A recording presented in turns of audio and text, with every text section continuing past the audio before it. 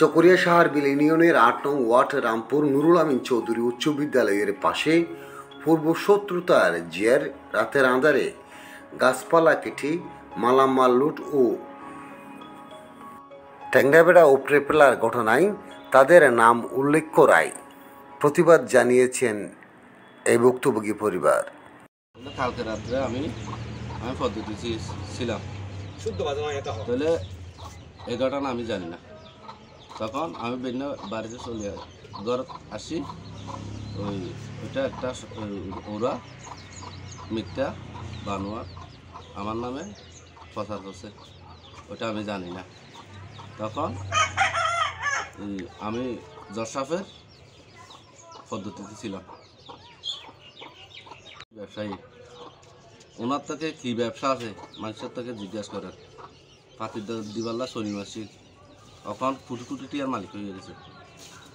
সেই ব্যাপক হয়েছে, ওইটা সতর্ক করার জন্য আমি সরকারের হাতে প্রশাসনের কাছে নিন্দা জানাই। আমি এই ঘটনার সঠিক বিচার জন্য আমি এই পরিবার মানে আড়াল্লা জিয়ান গুজি জ্ঞান দল আইন নিন্দা জানাই। সরকারের তো আড়া বিচার গান সুস্থ চাই। আমার ফটোটা আমি ছিলাম রাত ৩টায় আপনার গন মানে ওরা ৬ জন লোক দিছে, ৬ জন আব্দুল হামিদ, এরফানের ভাই সুলতান, সদগুলো। তখন রাত ৩টা ওরা আমাকে মারছে। আমি ধান পালানোর জন্য পানি চাপ দিছি, চাপ বন্ধ করে আমার ছাগল নিয়ে গেছে, আমার জাল নিয়ে গেছে, ৫ ছাগল নিয়ে গেছে, জাল নিয়ে গেছে, আমার মাছ নিয়ে গেছে। জানার পরে তখন আমি যান বাঁচার জন্য ফালাইছি, ফালাইয়ের জন্য তখন বাড়িতে চলে আসি। বাড়িতে চলে তারা লুটপাট করে আমার সব জিনিসটা নিয়ে গেছে। আর এখন আমার যে অভিযোগ করছে এমন কি ঘটনা আছে আমি কোনো খারাপ কামে লিপ্ত, আমার দেশবাসীর কাছে আমি জানি আমি কোনো খারাপ কাম জড়িত থাকিলে যে শাস্তি আইনের শাস্তির মধ্যে কালকে রাতের যে ঘটনা ঘটেছে আমি ওখানে দশটার পদ্ধতিতে ছিলাম। ঘটনাটা হচ্ছে আমার আব্বা একটা প্রজেক্ট করে, প্রজেক্টটা হচ্ছে রামপুর মৌজা ২ নম্বর ফুলটা। তখন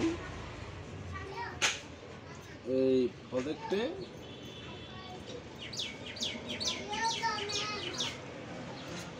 এগারো ২/২/২০২৪ ইংরাজি রাত মানিক ৩টার দিকে আমার প্রজেক্টে এরফান গং দিয়ে ডাকাতি করে। ডাকাতির সময় আমার প্রজেক্টের মাছ, ছাগল, জাল এগুলো নিয়ে আসার পর ওখানে আমার বোন জামাই ছিল আমার প্রজেক্টে। আমার বোন জামাই ওদেরকে চোখে দেখছে, ওর উপর যখন হামলা করতেছে ও পালাইয়া চলে গেছে যান বাঁচানোর জন্য আর কি। তখন ১২/২/২০২৪ ইংরাজি আমার আব্বু থানায় গিয়ে একটা অভিযোগ দায়ের করার পরে হঠাৎ করে এরপরে আমার আব্বু অসুস্থ হয়ে পড়ে। অসুস্থ হওয়ার পরে স্ট্রোক করছিল, স্ট্রোক করে তার ফলে আব্বু চিকিৎসার জন্য গেছে চিটাঙের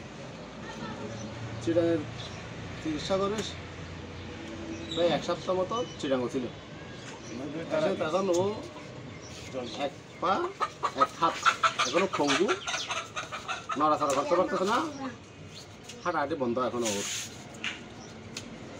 এরপর আপনার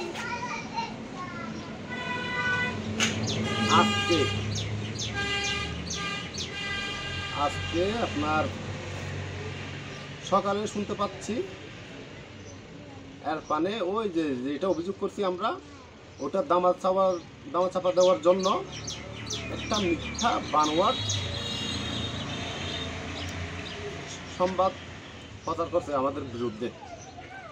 ওই যে অভিযোগ ওটা আমরা আমাদের যেটা প্রজেক্ট ডাকাতি করছিল ওইটার বিরুদ্ধে আর কি, ওটা দামা চাপা দেওয়ার জন্য।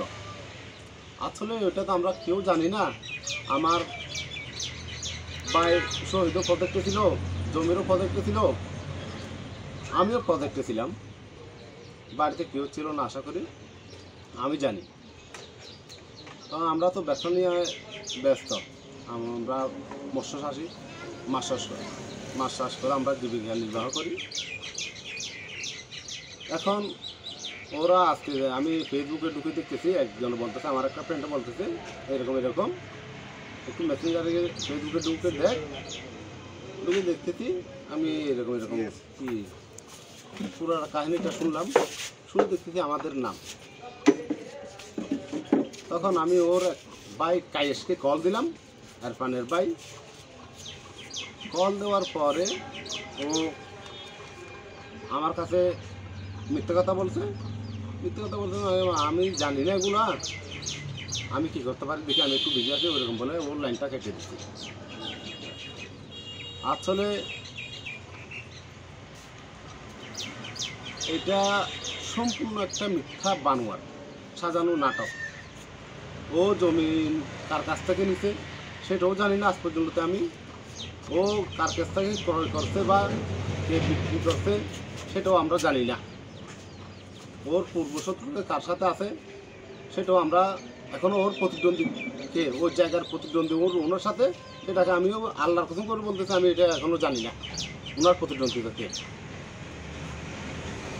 তারপর যেহেতু মিথ্যা বানোয়ার একটা মামলা রুজু করার জন্য এই ঘটনাটা সাজাচ্ছে ওরা, তখন আমি চকরিয়া ইনচার্জ মহোদয় শেখ আলী মোহাম্মদ স্যারকে উদ্দেশ্য করে বলতেছি, আপনি বিষয়টা তদন্ত করে একটু দেখেন আমাদের কি অপরাধ। আমরা কারোর তো ক্ষতি করি নাই, কারোর সাথে তো আমাদের এরকম কোনো কি পূর্ব শত্রুতা ছিল না। ওরা আমরা ব্যবসা করতে, আমাদের ব্যবসা যে ওরা কাটতেছে, দুশ্মনী করতেছে, শুধু ব্যবসা করে চলতেছে বিদেশ। তারপর যেটা কক্সবাজার জেলার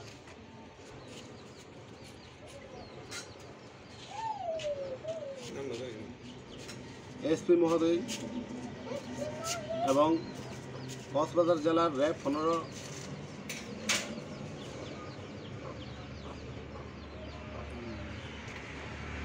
ওদের কাছ থেকেও আমরা এই সঠিক বিচারটা আশা করি। যেহেতু ডিজিএফআই আছে, এনএসআই আছে, ওরা সঠিকভাবে তদন্ত করে আমরা যেহেতু বিচারটা পাই। আমরা যদি দোষী হই আমাদের বাঁচানোর কোনো দরকার নেই, যেটা আমরা দোষী হলে যে এরকম শাস্তি দেওয়া লাগে ওরকম দেন। আমরা আল্লাহর কসম করে বলতেছি আমরা কোনো কিছু প্রতিক্রিয়া দেখাবো না। যদি আমরা যদি না করে, কোনো অপরাধ না করে যদি আমরা এই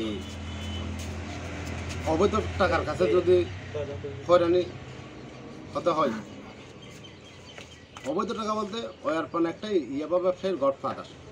ও রাতারাতি বনে দেয় কোটি টাকার মালিক, ওর আগে ছিল। এখন ওর ইনকাম সোর্স কোথায়? উনি আসলে কুড়ালখালিতে একটা ইয়াবা ব্যবসার গডফাদার বললে চলে, যেটা বলছে ইরফান।